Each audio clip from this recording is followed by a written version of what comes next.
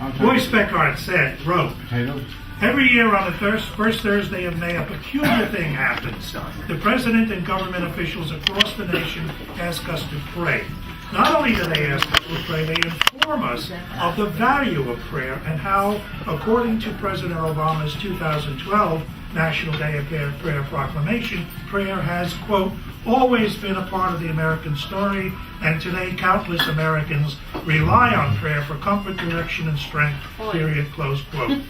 Of course, it's not exactly countless, since we can count millions of Americans that don't believe in the efficacy of prayer. This is a particular problem for non-religious Americans who are civically minded. Just like our religious family and friends, we want to participate in community gatherings and political events and be an accepted contributor to the diverse American tapestry. So we understandably take issue with efforts to say that the American way is the way that excludes us, especially when those efforts are driven by officials we helped to elect. As if it weren't bad enough just as a concept, the National Day of Prayer's execution makes it even worse. This national religious observance has been around since the 1950s during the McCarthy era when we took pains to distinguish ourselves from atheist communist Russia, when Congress and President Truman mandated that it occur every year. It was only relatively recently that it became such a focal point, and credit for that goes to George W. Bush, Shirley Dobson, and the National Day of Prayer Task Force, who steered the observance in a decidedly conservative direction that encourages mixing church and state. During Bush's reign, there were elaborate prayer breakfasts and ceremonies where religious values were praised. I'm going to interrupt Speckart here. If you ever take the time to Google National Day of Prayer, you will find their website looks exactly like a government website. You would swear it's a U.S. government website. It is not. It is run by Shirley Dobson, the Focus for the Family, and the rest of those lunatics. And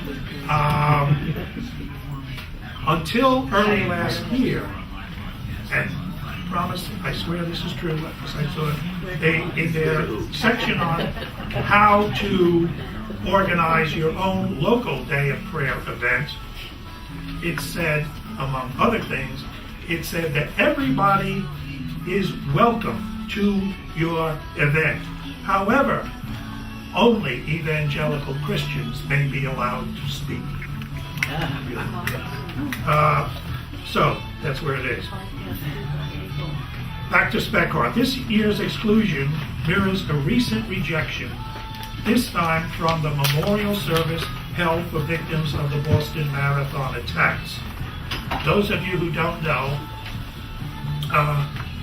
Greg Epstein, the Humanist chaplain, thank you, at Harvard, and the American Humanist Association, and the Humanist Institute all applied for representation at the memorial service. They applied directly to Governor Deval Patrick of Massachusetts.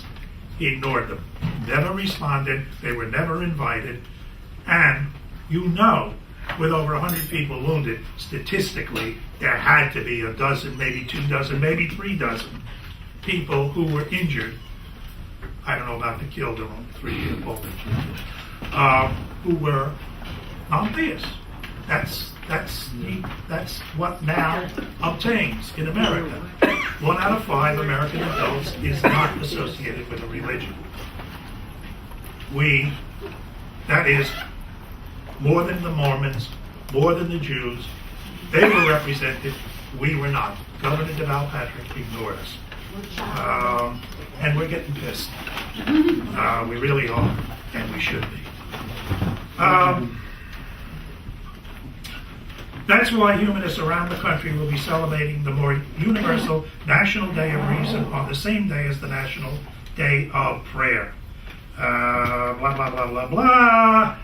Non-praying Americans are just like praying Americans, only smarter. They want their elected officials to understand and respect them. While some government officials, like this Representative Hunter, are doing their best to extend an olive branch, too many elected leaders still willfully marginalize almost a fifth of our country's population by participating in these sectarian religious services.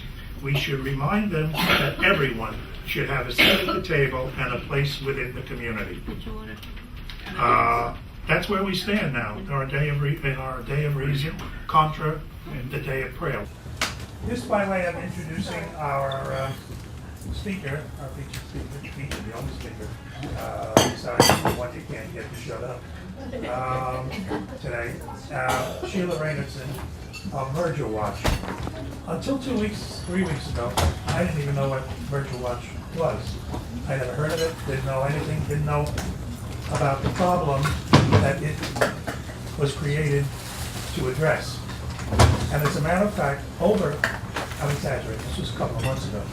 Over the last couple of months, every time I've discussed it with people, they've said the same thing to me that I said. I didn't even know this was a problem. I didn't know anything about this. Well, it's a big problem, and it's one that, as humanists, we should care to bring to it about. Shelia Reynertson is here representing MergerWatch, and I did Shelia Reynertson.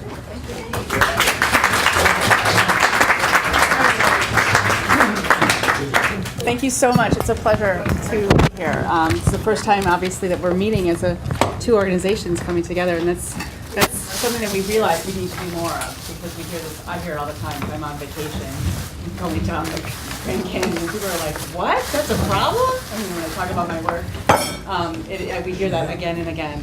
So I'm happy to be here and introduce to you our work and some of the strategies that we use to combat. Can you speak up a little bit, please? Thank you, I will. Thank you. Last year, MergerWatch turned 15 years old, and we produced a 14-minute documentary.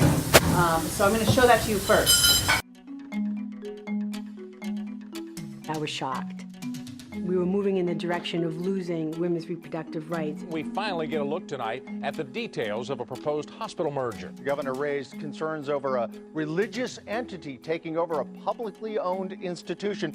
It was a little frightening for me because I didn't want to lose any of the services that I'd been so privy to all this time. The smaller standalone community hospitals really look to consolidate with larger, stronger players in the marketplace. The university also says it will honor the Catholic Church's rules against reproductive procedures. I thought this is wrong, and I got a poster board and made a sign and went to the corner and stood there for probably an hour the first day.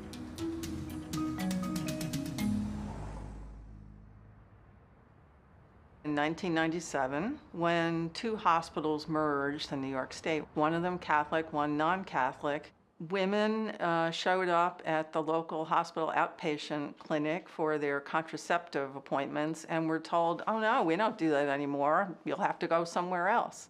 What seems minimal to somebody who can just get in their car and drive becomes a significant sea change for low-income communities where they don't have that option of flexible time off, where they don't have access to getting to those facilities. We decided to get involved and figure out how can we intervene before these mergers so that the services are not lost. The mission of MergerWatch is to protect patients' rights and their access to reproductive health care when Catholic and non-Catholic hospitals are merging. Because of the economy, hospitals have been looking to merge. They're stressed financially just like families are. And when they're stressed, they're looking for ways to cut costs. Hospitals are struggling to survive. And so they don't necessarily have the backbone to resist a Catholic hospital that can promise them economic viability in the future when that hospital says the condition for our joining with you is that you stop providing certain reproductive services. There are rules that govern the Catholic hospital, which are called ERDs, ethical directives, in essence. If a woman needs any kind of reproductive services and needs to go to a Catholic hospital, if she needs an abortion, a tubal ligation, if she needs to be engaged in a conversation about birth control, that would not be allowed in the Catholic hospital. Tubal ligations are a way of preventing women from becoming pregnant. It's a permanent sterilization. You have the surgery one time, and then you don't have to worry about being pregnant afterwards. We wanted to have the tubal ligation right after Junior was born. Right there at the time that he was born by C-section, I said to the doctor, aren't you able to take care of that now? And her response was, I'm sorry, I just can't because we are now in St. Peter's and I will have to do this procedure in a non-religious hospital. The body that needs to be operated on is right there, visible and available. But now you have to close it up, heal again, and then go right back and reopen the same spot.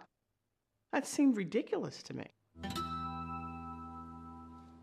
Our job is to help educate the community about what could happen to them, what they could lose, and then help them speak up, help them have a voice, help them get in there and insist that the non-Catholic hospital preserve the services they need.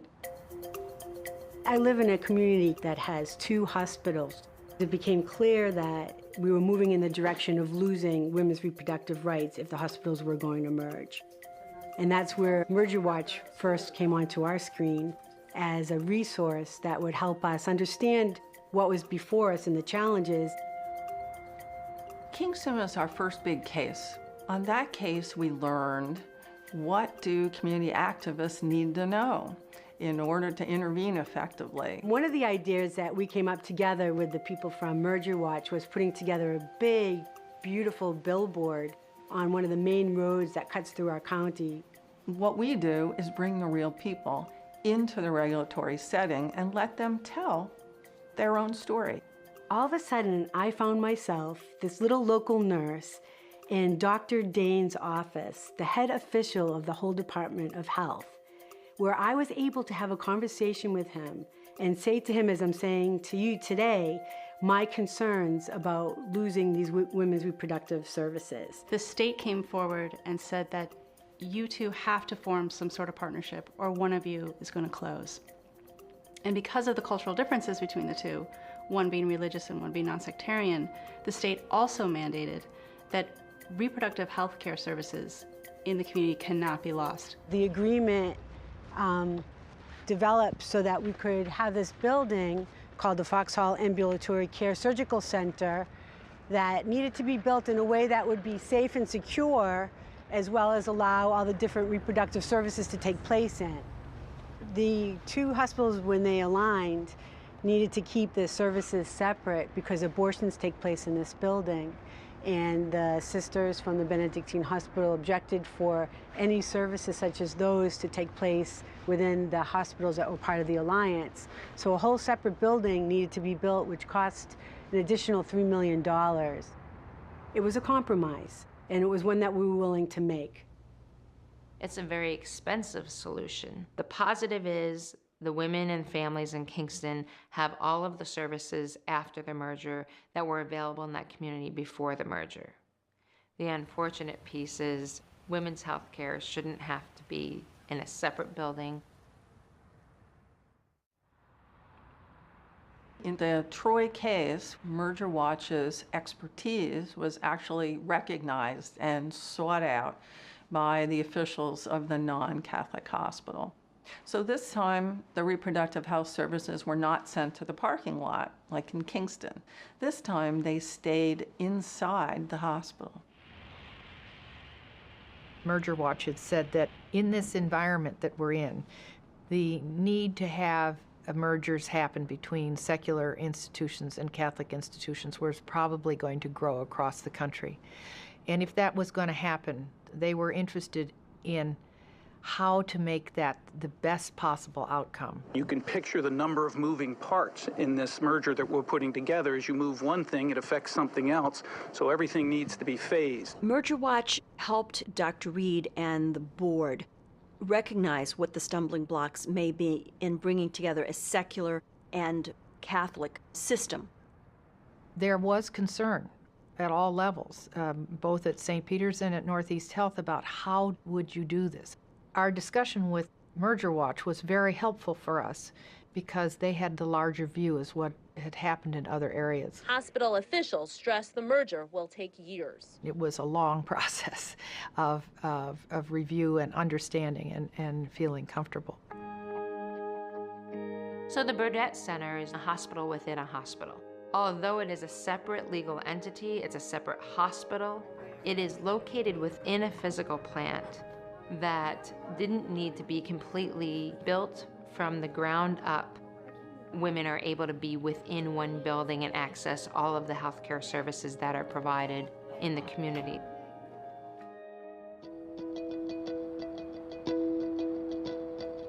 In Sierra Vista, the hospital administrators chose to be secretive about their plans, and it backfired on them. All the docs got a phone call saying that the Board of Trustees wanted to talk to us.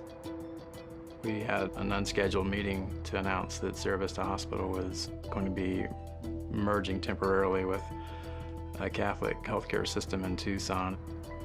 Most of us who'd practiced in the Catholic healthcare systems were pretty upset because we knew that that was going to create an issue for sterilizations, and none of the obstetricians were consulted prior to this announcement. I was just fit to be tied. Angry, felt like this was an attack on the women of this community. There was no other place for women to get health care. It had to be done here. When Dr. Silva called our office, he was distraught. We suggested a letter written by all the OBGYNs in the community, an open letter to the hospital to let them know how you feel about this.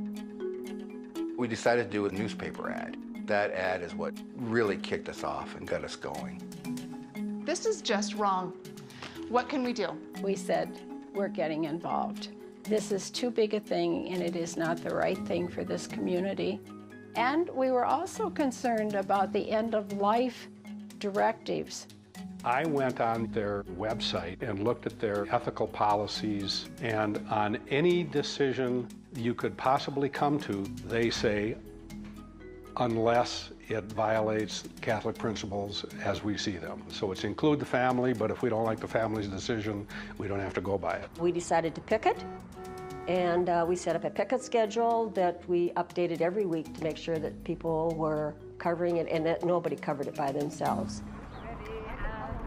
I've been walking on the picket line all the livelong day.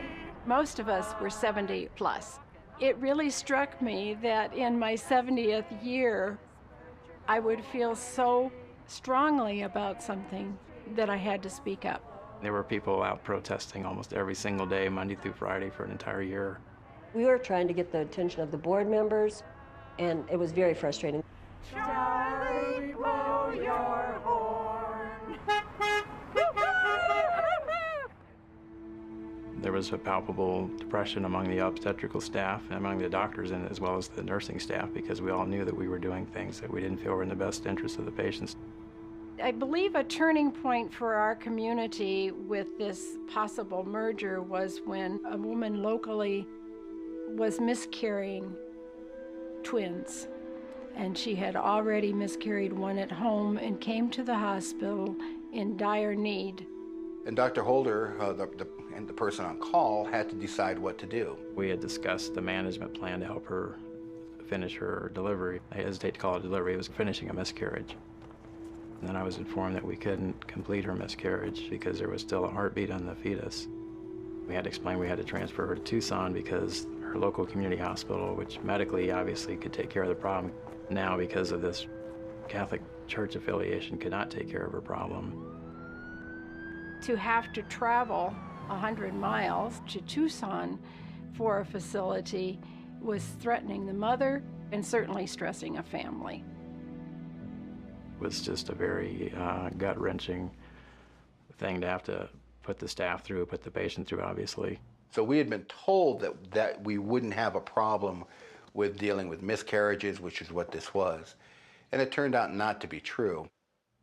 I suspect that that pressure, plus the financial changes with the loss of business, seeing protesters out in front of your hospital every day, sort of created a enough pressure on the hospital that they realized that this was never going to be a long-term acceptable solution to this community. Somebody yelled at me as I got out of my car, "It's over." And I said, "What's over?" They said, "The affiliation, the hospital." And I just started yelling. I was just ecstatic. MergerWatch brought us so much information. Every day I call them. We would never have gone as far and as fast without them, I'm sure.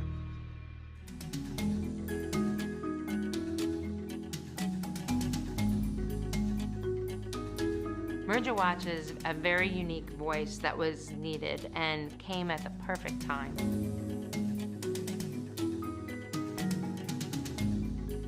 They come to the table with options, and they come to the table with a level of expertise that nobody else can really offer.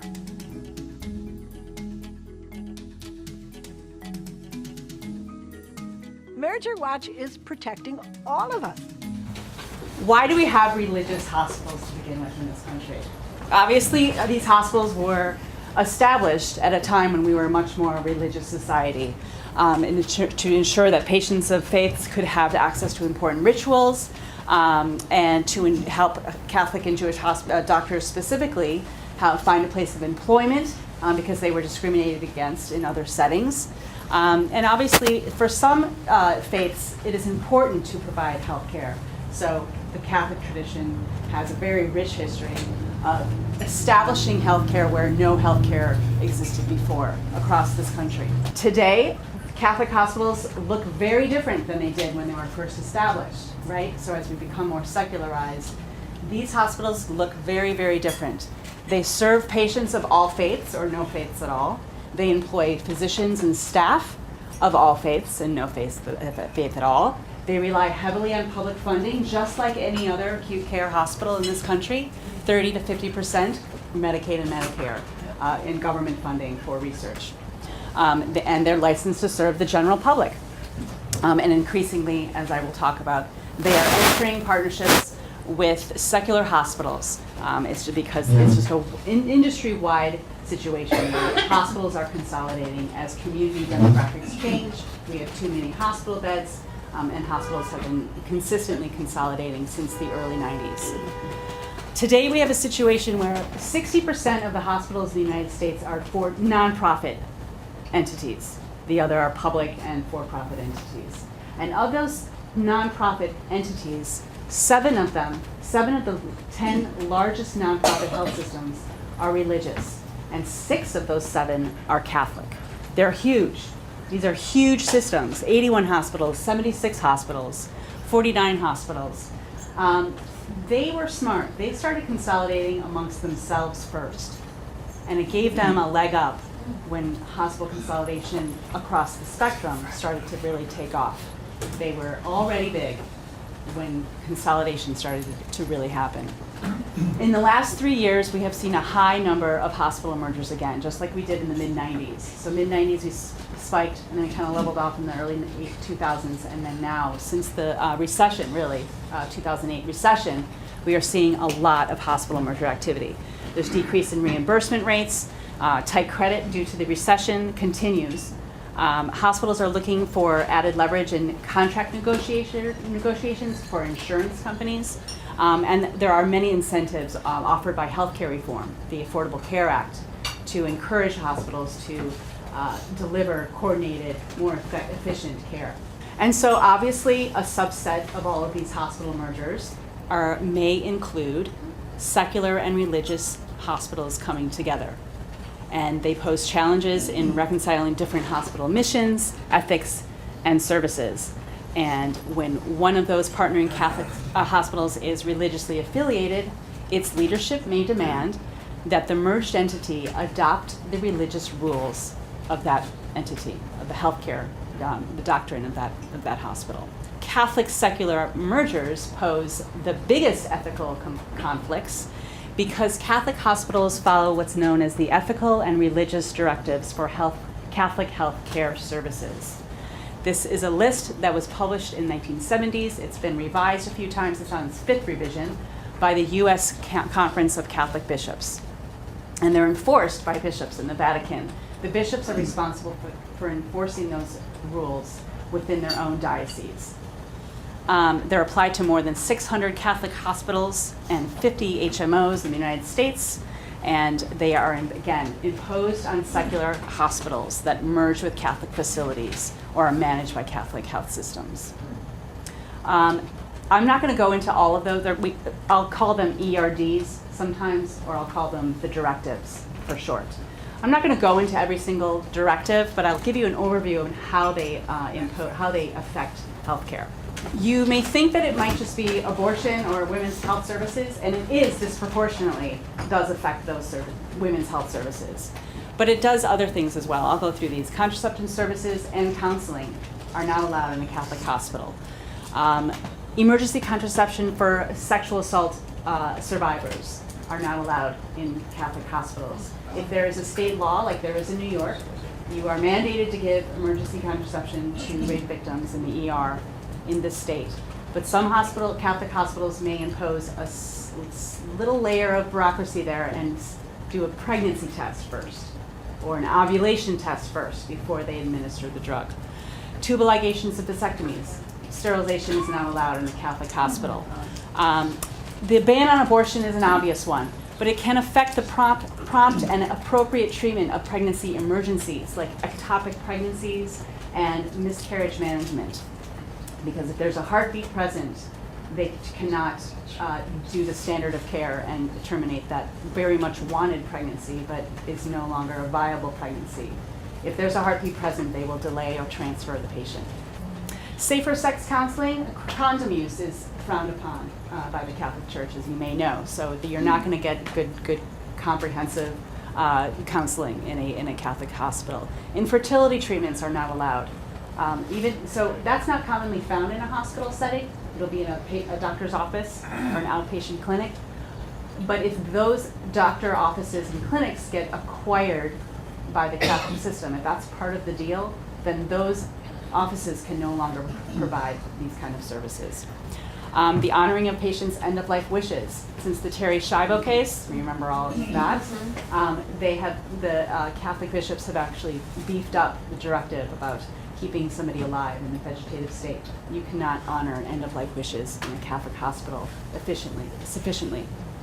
And contraception coverage for employees. You may be aware of the Affordable Care Act and the promise that the hospitals and Catholic hospitals and universities must cover their employees' contraception coverage. Fingers crossed that does finally go through, despite the 42 lawsuits that are pending. I'm not going to go into that right now, but we have seen employees lose their contraception coverage when their secular hospital employer merged with a Catholic entity. That means not having money to pay for a sterilization. So you're left with employees having to save money to cover a very common operation.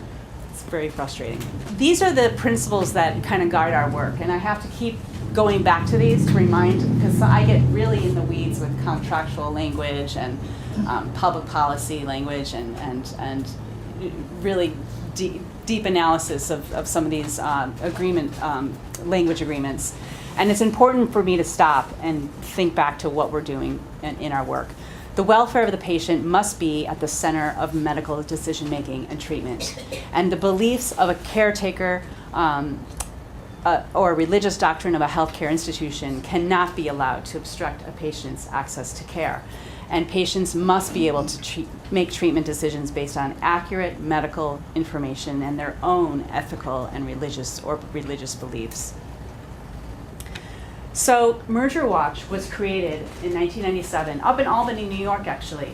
Lois Utley, she's the current director, she's the founder of MergerWatch, was working at Family Planning Advocates of New York State when a woman called and said, I can't get birth control at my local clinic anymore. I've always gone there to get it, and now they're telling me I can't get it anymore because that clinic had been bought out by a Catholic hospital. It shocked Lois, and she had never heard of this problem before, just like John was saying.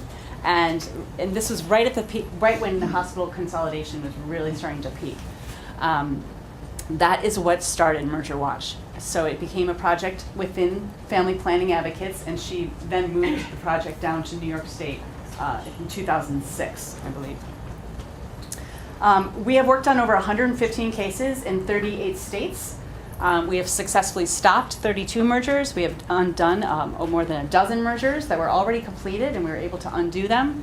And we have reached compromises in 23 cases. And I'll go into what those compromises look like in 1 minute. They are creative solutions where the merger went through, the services were dropped, but they weren't lost. We were able to come up with a way to preserve local access to services. The strategies that we used were described in the movie. We try to defeat mergers. That's the the goal. That's really what we'd love to do. Is just stop the merger, find another partner. There are other partners out there that are not going to be imposing religious restrictions on the community. Let's try to do that first. We've had some great success. Sierra Vista, Arizona, a 2-year trial affiliation between the only hospital in town. The next closest acute care was in Tucson, 80 miles away. And the board had closed meetings and sprung it upon the community and the staff that we are now affiliated with Carondelet. Carondelet is a Catholic health system based in Tucson. And they were going to try a 2-year affiliation, 2-year trial affiliation, and the ERDs, the ethical directives, would be in place. The community was surprised, and the staff, especially the OBGYNs, were enraged. They knew what this meant, that women would no longer be able to get tubal ligations. A large retiree community there were very nervous about their end-of-life wishes not being honored, and they sprung into action. It was mostly Unitarians, actually, an older group, about mostly 70 plus in their years, a group of about 15, and I worked with them on the phone for a year. We worked diligently together, coming up with different strategies and ways, tracking, waiting for the stories to start coming out. So the outpatient clinic stopped providing birth control, and then we were able to get patient affidavits, doctor affidavits, and donor affidavits. Donors were very upset that their money was being used not the way they had intended. When they made a donation to the hospital, they now realized that their money was being used in a restrictive manner, got affidavits from them, and we sent in a complaint to the state AG and waited. And during our wait, a woman had suffered a miscarriage. She was carrying twins, and she lost a twin at home and came into the emergency room for treatment. The doctors described to the patient and her husband that the protocol, the second fetus was not going to survive, and described to them the termination that was going to be now given to them. He quickly made a phone call to the hospital administration to let them know that he was doing this, and the administration said no. She had to be transferred 80 miles away to Tucson for a treatment that could have happened at her local hospital. But because of this affiliation with the Catholic system, they no longer were allowed to do that. And this is after being told, the doctors had been told that treating miscarriages would be okay. In fact, they had put out a newspaper ad, the hospital did, listing all the services that would still be available to the community, and it included the miscarriage, treating miscarriage. So we sent that newspaper ad with an affidavit from the attending doctor, and it added that to the AG complaint. 2 months later, the affiliation fell apart. The AG was starting to do an investigation, and the affiliation fell apart. So that's just an example of defeating a merger. A quick story, sorry, I don't want to take too much time on details like that, but that communities that stick at it and really are diligent about fighting back, they were able to do that in Arizona. I have other examples, but I'm not going to go into too many of them today. When we realize that the merger is going to go through, we try to come up with creative solutions that will at least preserve the services that the community has always been privy to, that they've always wanted to have, they've always been expected of their local hospital. And we have done well. In Kingston, New York, we helped establish an ambulatory surgery center when Kingston's only 2 hospitals, Benedictine and Kingston, were actually mandated by the state. I don't know if you remember this, about 4 or 5 years ago, the Berger Commission mandated, they did a downsizing of all the hospitals in New York State, and a number of hospitals were mandated to merge. So we knew we weren't going to win that merger, so we came up with this creative solution to at least preserve the services that would have been lost otherwise. That is a second-tier solution. We're not we're not too happy with the results in Kingston. Ambulatory Surgery Center is not financially solvent, and it's not so, it's ends up being a competitor to the hospital, so the hospital's not going to really have a lot of incentive to keep that ambulatory surgery center alive and thriving. So that solution is not something we do much with anymore. We're just not comfortable with promoting it anymore. A better solution is hospital within a hospital. We have an example of this in Troy, New York, when St. Peter's Health System and Good Samaritan and St. Mary's all merged together. The hospital administration of the Secular Hospital is very wonderful to work with. They actually reached out to us ahead of time and said, we want to make sure that this works out the way it's, so that it's really successful. What do we need to be aware of? What concerns should we be aware of so we make sure that this works? And it was a pleasure to work with them. What they did was create a maternity hospital, a condo-style hospital on the 3rd floor of the Secular Hospital. And they put all maternity from St. Mary's and Good Samaritan into that floor. And it's separately incorporated, separately funded, separate board, separate staff.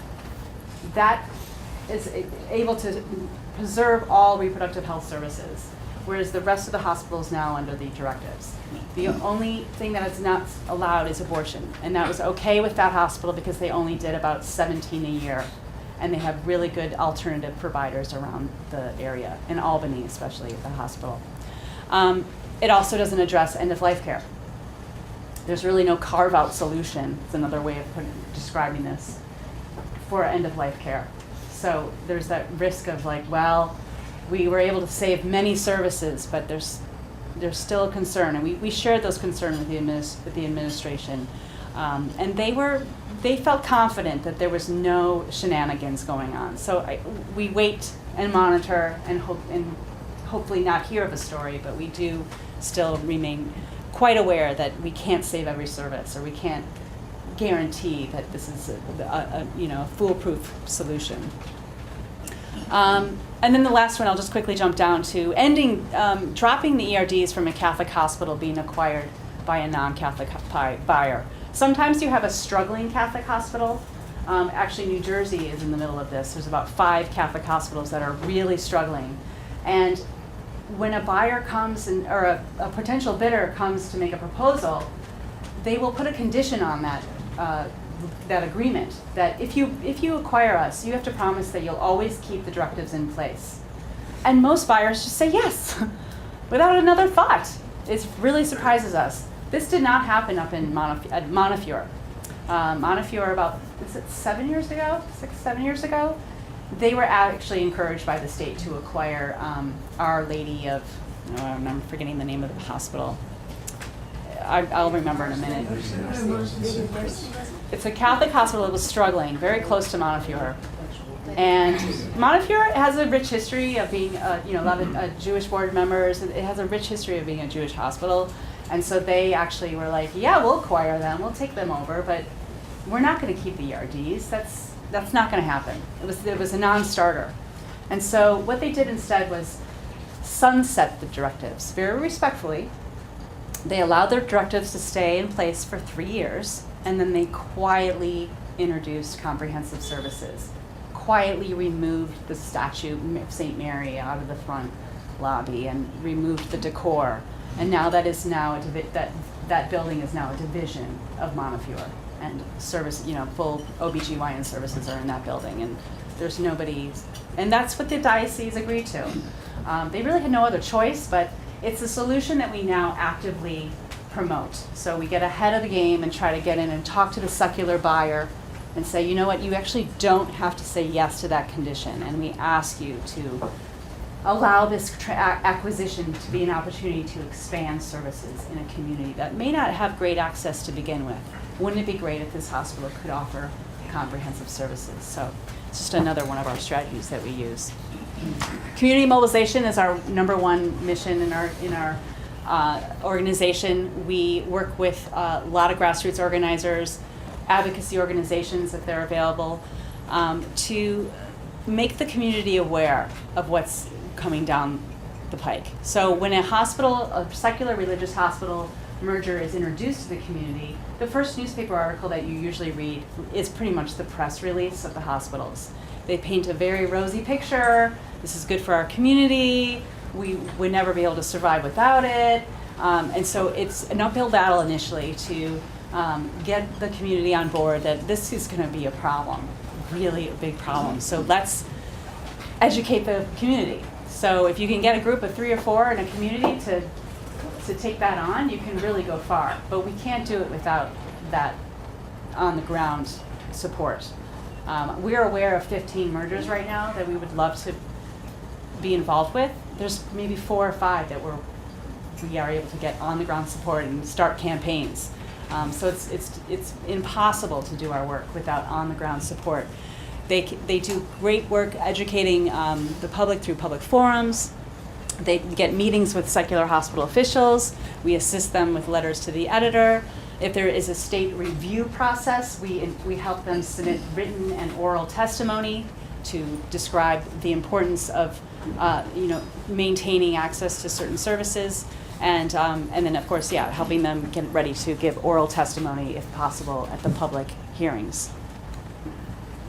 If the providers of that secular hospital whose practices are in trouble, are at risk, if they hear this groundswell of community opposition, they have more courage to come forward and say that they're ethical, to voice their own ethical position.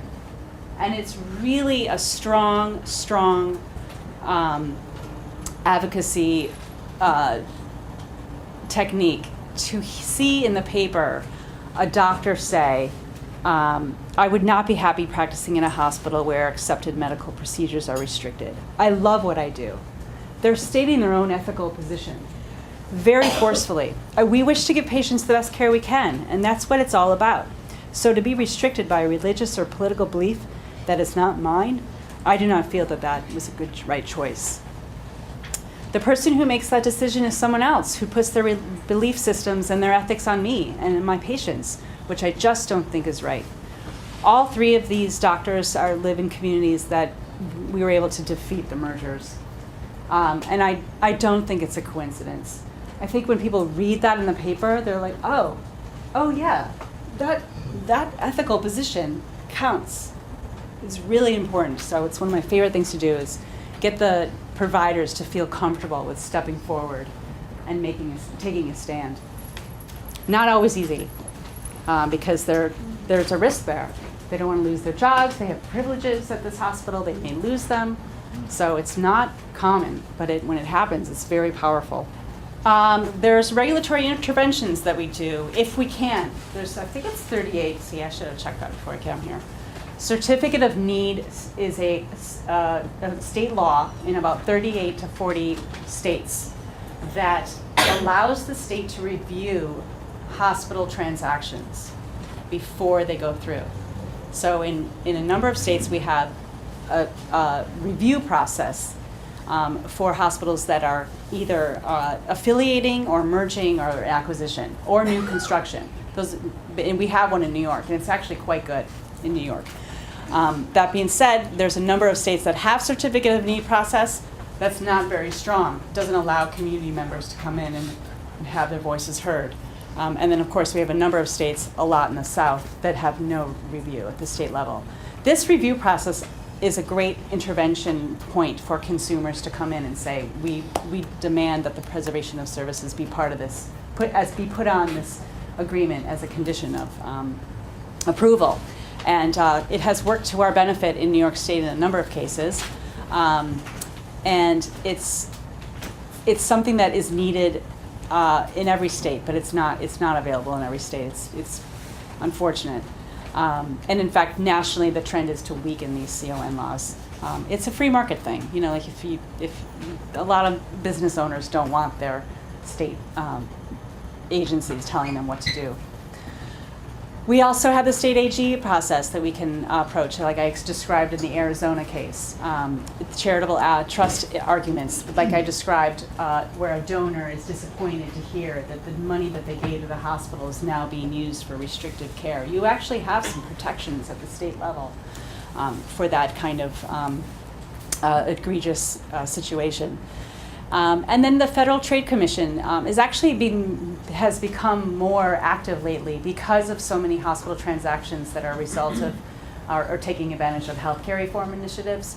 They are starting to pay more attention to hospital mergers in general. So we're starting to see them to be more of a possibility for intervening and at least slowing down a hospital merger case.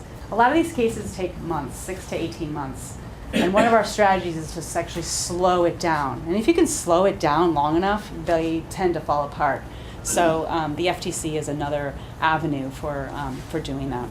So these are some of the recent merger cases that we've had big victories. Louisville, Kentucky, Abington, Pennsylvania, and Waterbury, Connecticut. Each one was different. Kentucky and Connecticut both involved the governor's office.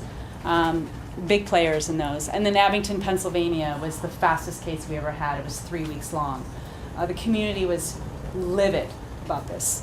And they took to, again, an older population, progressive community outside Philadelphia.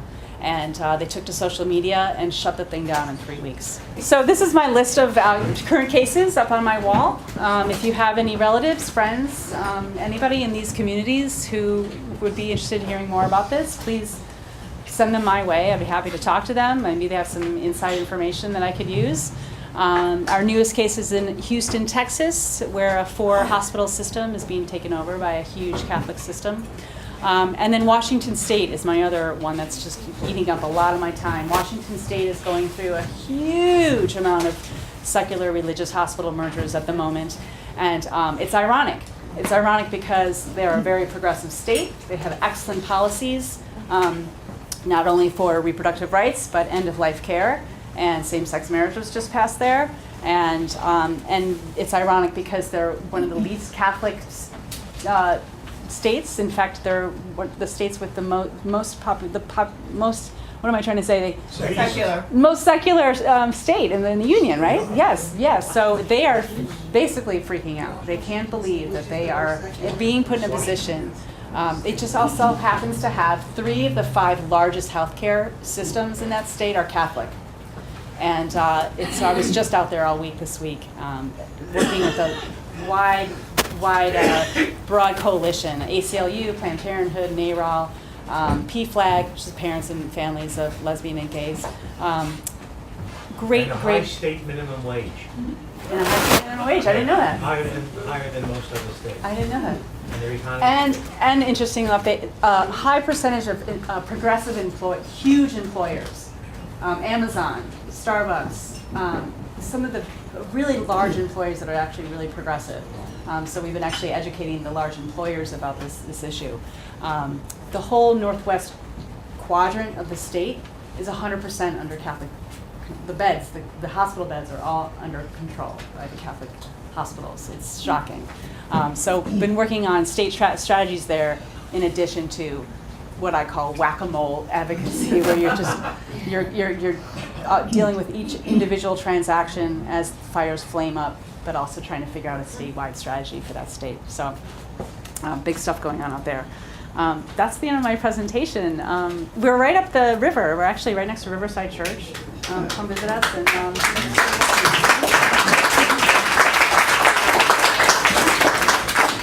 yes, sir. Yeah, hi. One quick question and one okay. Not so quick. The first quick question is, where does your financial support come from? That's a good question. We're foundation driven. Robert Sterling Clark, right up on the Upper East Side here. Robert Sterling Clark has supported our work for years. The Ford Foundation supports our work, and the American Education Fund of America up in Connecticut. Yeah, and the little longer question is, there must be places where the governor, right, is very anti-abortion and birth control and condoms and all, right? All of that. What happens? well, You these. go down in flames, or what happens? You're right. If you don't see a friendly actor, you're not going to go for that. You're not going to enact his help. So you you look elsewhere. So how many of those are winning? Are you losing? Or are they winning because you can't go in? Right, yeah. They'll win if we can't get on the ground support. And they'll win if the community feels like this is our only chance for saving our community hospital. We're just going to have to go with it. More than legislative techniques, we don't really use legislation or engage the governor unless it's a friend. I don't know if that answers your question, but it's. Well, I'm curious how to work in an anti-choice state. How much is out there that you can't really deal with? Yeah. I don't know. I'm not passing by. I'm not watching a lot of cases just go, oh, we lost that one. No, we lost. I mean, we really do take some time to engage in these cases. The states that are, Kentucky, that's not a friendly state for women at all. Thinking, yeah. And we had a big win there because it was a public hospital. So they were proposing to put a separate but equal facility for services that would have been lost in that public hospital. And the governor and the AG said no because of the church-state situation. They were like, no, we cannot have a Catholic system wiping out services in a public facility. Even if it's separate, it's not good enough. We got very lucky there. So I don't know. I'm not sure if I answered that question thoroughly, but go ahead. Sure. What is the problem with the end of life thing? Because I understood from Catholic school that we didn't have to take extraordinary measures. Catholics were not expected to live on if it was an extraordinary measure. So why is this becoming an issue now? The Terry Schiavo case was huge. I mean, that just blew up in everybody's face, right? So they really clamped down on the idea that if you're in a vegetative state, we have to keep you. That's basic care. Giving you a tube is basic care to them, and that's baseline for a Catholic hospital. They will not remove feeding tubes, even though the family wishes you to. It never was before. I mean, It got more strict. It got more conservative. Yeah. It used to be the most progressive end-of-life policy. That worked in long-term care. Okay. And it was, and then the change did come like almost overnight. It really did, yeah. In October 2009. To where we would medicate for pain, like no pain. That was our goal. So you were very generous with morphine, The medication, which yes. would, quicken and hasten. Yes, yeah. yes. And I know I was part of having feeding tubes removed. That had some of them had been in for years, and then all of a sudden, it was it would never be removed. Yeah. So what happens? Overnight. Yeah, overnight. And then, so what happened to those When patients? Ellen Did they have says to? we, she's a nurse. Yes. So did the patients get transferred, or did the care just? I mean, what? Well, the families at that point are over a barrel, so they just accept. Wow. They're over a barrel because it's a tremendous burden on a family. It's hard to realize for people who haven't been in that situation, but it's a tremendous burden on the whole family to have somebody in that situation. Yes. And it's very hard to find stories, end-of-life stories like this, because it's traumatic.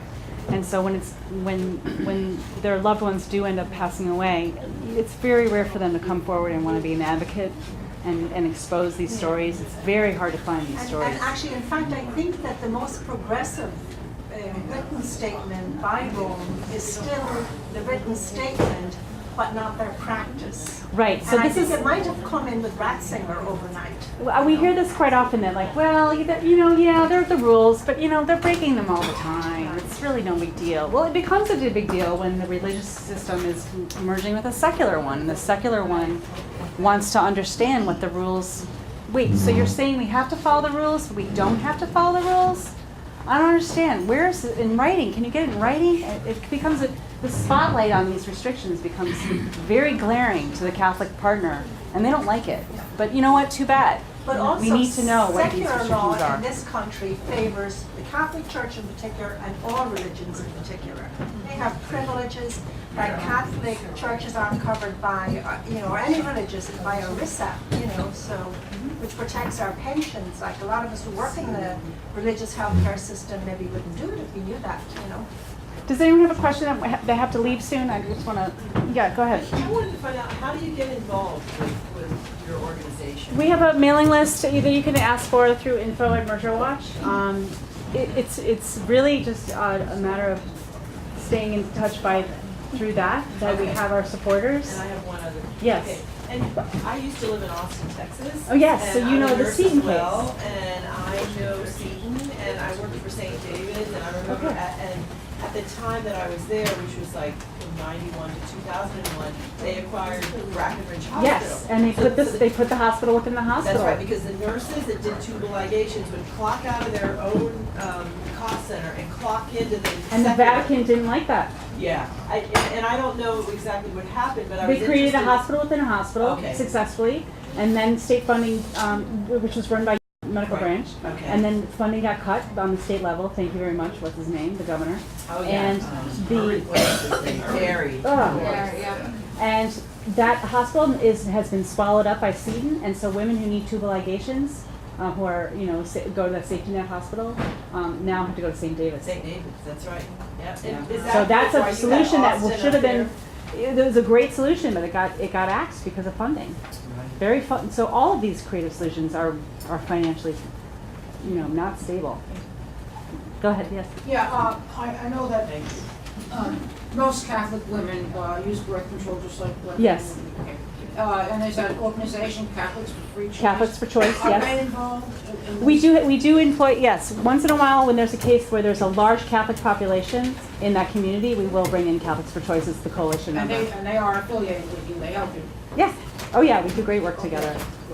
Yes, sir. Yeah, do you ever find pushback from the hospital staff, the doctors who have lived in a secular world and practiced their Hippocratic oath Yes. the way they feel they have to? Like I was Should? describing, yes, it's great to find a doctor who's willing to take a stand, but it's rare to find Well, them because it they're is. nervous. They don't want to lose their privileges.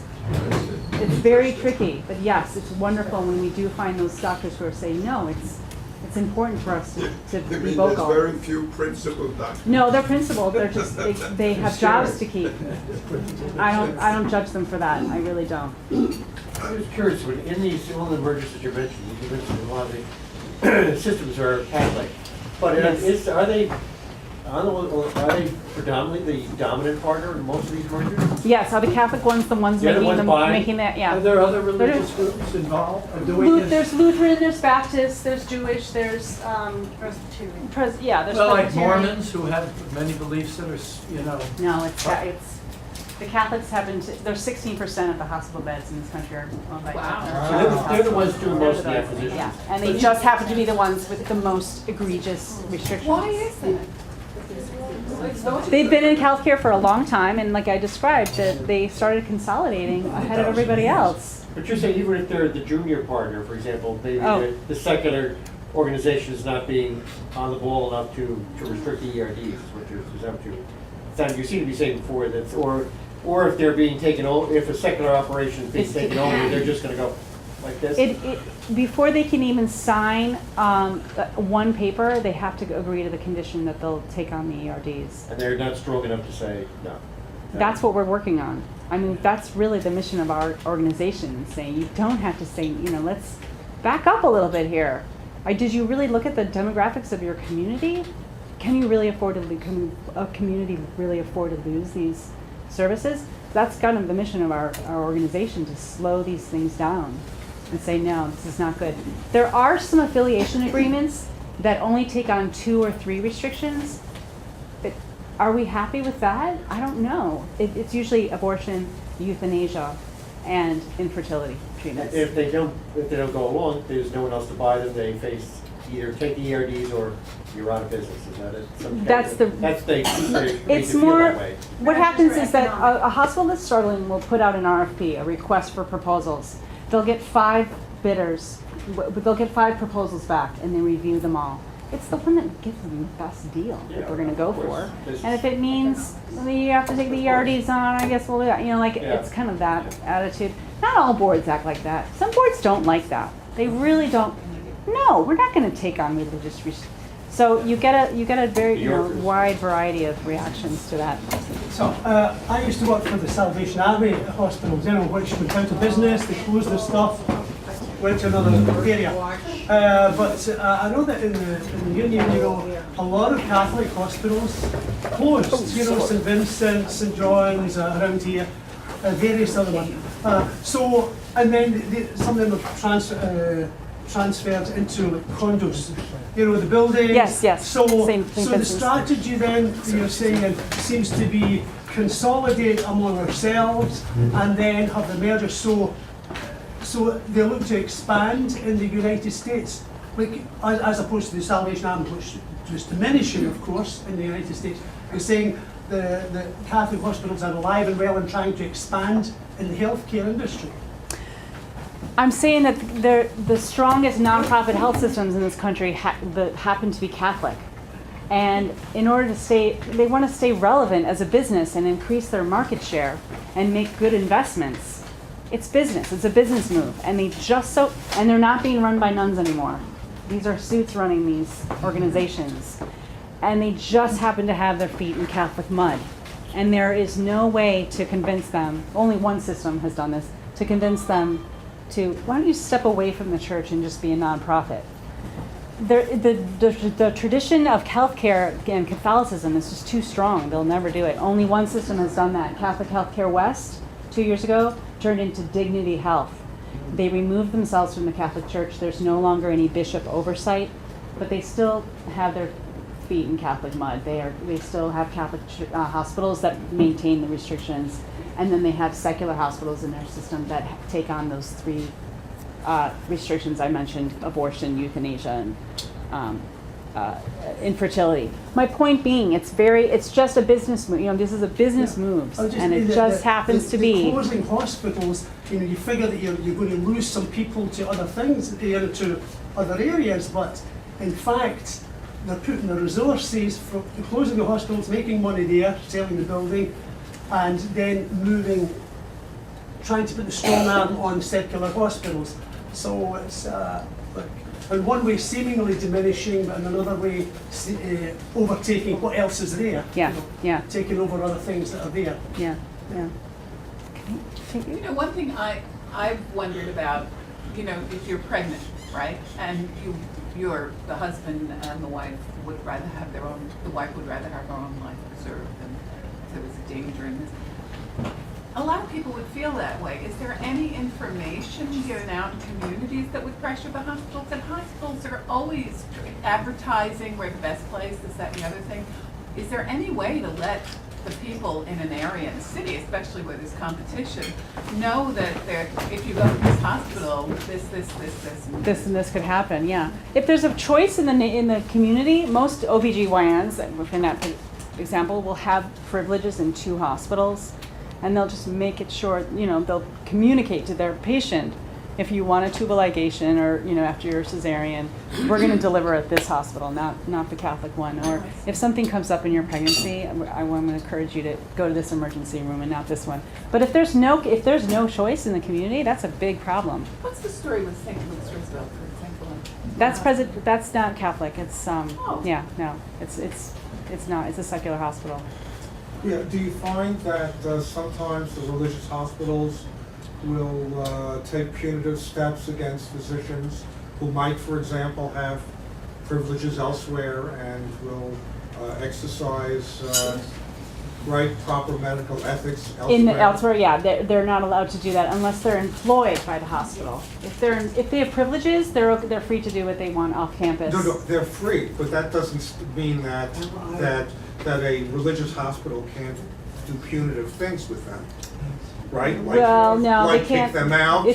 Only if they're employees of that hospital can they make the demand that you cannot do any restricted services. You can make a demand, but I'm saying that's like actually, you know, legally saying it. Can you do it without legally saying it?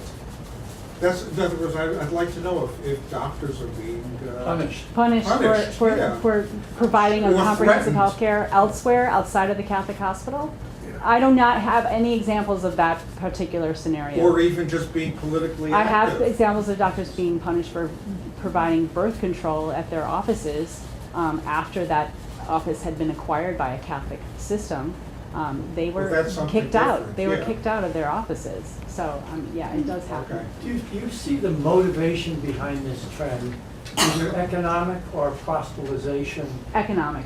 I'm in the economic I mean, camp. so There are Catholics aren't some. really trying to force this on us. It's their The their bishops deal, are not but in these transaction deals. When Yeah. these talks start between two systems, the bishop is nowhere in sight. Have you tried The bishop is working on asked them at all? for a blessing. Can you bless this transaction? Yeah. And then when the actual agreement is written up, they go back to the bishop and So say, it's really "Do is we econ- have- it's really it's economic." business." Yeah. I'm very much in that camp. There are people out there that feel another way, but But I abortion can't. would be good business, you know, so if you don't give abortion, doesn't make economic sense. Yes. Between her and her mother, and fortunately her mother did survive, but they were going to save her instead.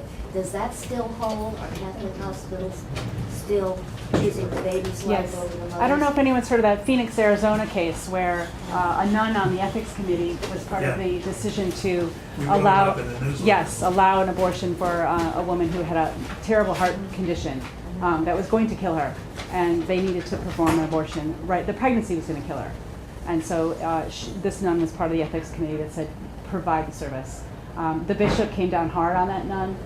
She was threatened with excommunication. I believe she was never fully excommunicated, but that's just besides the point. And that hospital has since lost its Catholic status. And I think they just shrugged. They're like, fine. Because they were really, they all stood behind that nun. They really stood behind the ethics committee on that decision. But it's an example of them taking a hard line, the bishop wanting to take a hard line. That exists. The bishops, when they take a hard line, it's usually they want to be noticed by Vatican. It's very political, much a political game. So we tend to, when we take on a new case, we always check in, what's your bishop like? And if he's a hardliner, then he is definitely going to be involved with, how the local hospitals are interpreting their ERDs, and will make any kind of creative solution idea very difficult to obtain. How does it work that Catholic hospitals get public funding, just like I've been other waiting for that hospitals? question. I thought for And- sure somebody would ask that. And yet they can restrict the Yeah. services Catholic hospitals get public funding. Yeah. with the same public funding that regular hospitals. Yeah. Yeah, how do they, what's the loophole, or how do they do that? We've always been a country that respects freedom of religion, and they have special rights. I mean, that is the tradition in this country. So it's an excellent question. It's a very popular position. You always see it in the comment section after an article about concerns of a religious, secular, if it comes up in the press, you always see someone comment on this. I'm not a lawyer, but yes, there are exemptions for religion in every step of the way for hospitals. And I will say that every hospital is not mandated to provide every single service. So if a hospital decides to drop tubal ligations, there are no laws to say you can't do that. It's a bummer. Well, I would think that if you could reduce that public funding or by Put conditions on it?